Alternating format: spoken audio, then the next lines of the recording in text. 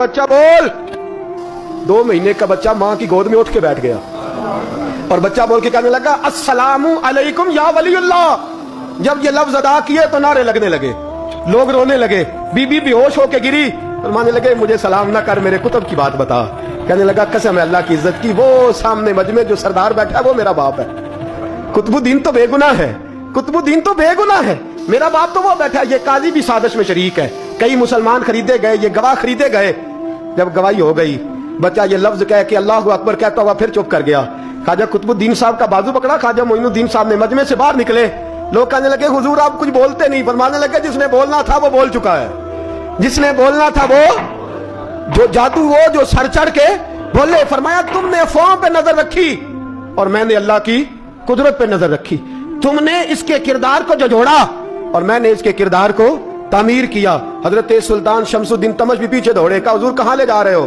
फरमाया कुतुब मेरा है, मैं जुमैर साथ लेके जा रहा हूं। अब मैंने अपना बच्चा तुम्हारे सुपुर्द अब मेरे पास रहेगा।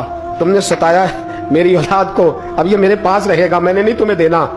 लोग राहें बिछा के नजरें बिछा के बैठ गए, पाँव में गिर गए, कहने लगे हुजूर हमारे लिए नहीं, रसूलुल्लाह के दीन के लिए, हमारे लिए नहीं, तामीर शरीयत के लिए, अदाए सुन्नत के लिए छोड़ जाइए। ख्वाजा साहब कहने लगे कुतुबुद्दीन जा, तुझे छोड़ के जाता हूं, अब कयामत तक कोई तेरी रुसवाई की जरूरत नहीं कर सकेगा।